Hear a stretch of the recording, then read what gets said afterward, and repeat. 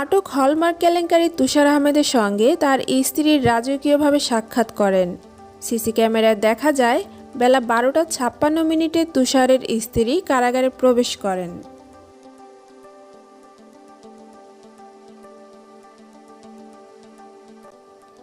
আসলে কারাগার কি কর্তৃপক্ষ পরিচালনা করে নাকি আসামিরা পরিচালনা করে থাকে?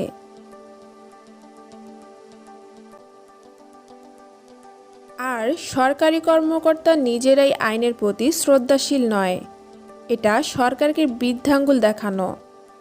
কারো ক্ষমতা নেই, এটা উপরের কর্মকর্তাদের আদেশ অমান্য করে এটা ছোট কর্মকর্তাদের দ্বারা সম্ভব।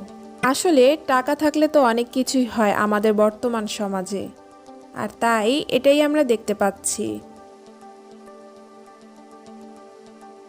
একটা 4 মিনিটে তুষার তার স্ত্রীর সাথে সাক্ষাৎ করতে একটি রুমে ঢুকে একটা 15 মিনিটে জেলা সুপার কারাগার থেকে বের হয়ে যায়।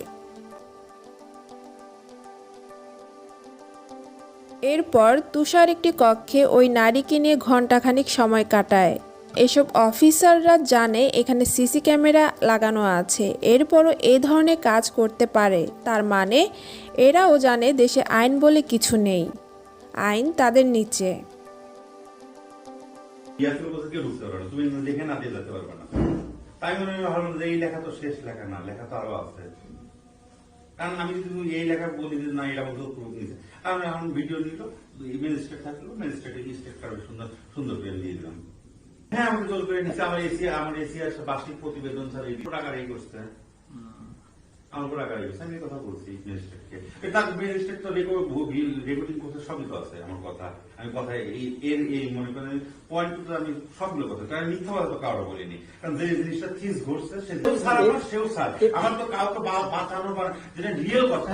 আমার ব্যাপারে আমরা প্রত্যেকটা লোক মরে দেবো, আর আপনি হলো মাথাদের সাথে ফুটাবেন, সেটা তো আর হবে। স্যার যদি না বলতো তাহলে আমি বলতাম সে বলে নাই যেহেতু মুখ দিয়ে, হ্যাঁ আমি সুপার স্যারকে ধরাতে পারবো না। যেহেতু সে বলছে মুখ দিয়ে, সেখানে তো না ধরানোর কোনো উপায় নাই। আমি কিসের জন্য আমার মনে করেন যে সিনিয়র রেখে আমি দোষ দেবো? সে তো বলছে দেখি তো তাকে আমি ধরাচ্ছি। আমার কি ক্ষমতা আছে জেলের ভিতর থেকে আসামি আমি নিয়ে এসে গেট অর্ডার, গেট চাবি, যৌথ বাহিনী, তারপরে হাবিলদার, সুবেদার সব আছে, কেউ আমার কথা আমি সবাইকে নিয়ে একবারে আমি সবকিছু হয়ে গেছি। সম্ভব? আমি তো অস্বীকার করতেছি না, আমাকে বলছে আমি আনতে গেছি, আমাকে না বলতে গেলে তো আমি আনতে দেখা না করতে পারি। তো আমাদের নলেজে এসেছে যে এই ধরনের একটি ঘটনা ঘটেছে। তো আমরা এই বিষয়ে একটি তদন্ত কমিটি গঠন করেছি, যেটি অতিরিক্ত জেলা ম্যাজিস্ট্রেটকে প্রধান করে। তিনি ইতিমধ্যে তদন্ত করেছেন, প্রতিবেদন হয়তো আমাদের কাছে দেবেন, দিলে আমরা প্রকৃত সত্যটি বুঝতে পারবো। আমরা ঊর্ধ্বতন কর্তৃপক্ষকে বিষয়টি অবহিত করবো লিখিতভাবে। তদন্তের বিষয় যেহেতু এখনো আমাদের কাছে আসেনি, তবে প্রাথমিকভাবে বিষয়টি সত্যতা পাওয়া গেছে বলে আমরা মনে করছি।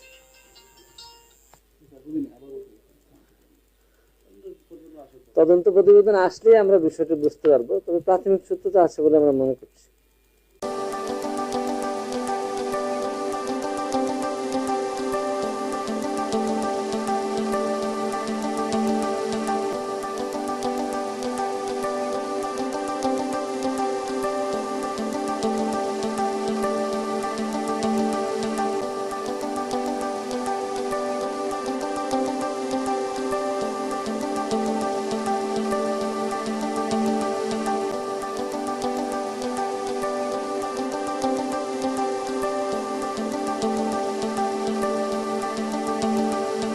প্রিয় দর্শক, আমাদের ভিডিওটি ভালো লেগে থাকলে অবশ্যই চ্যানেলটি সাবস্ক্রাইব করুন এবং লাইক, কমেন্ট, শেয়ার দিয়ে পাশেই থাকুন।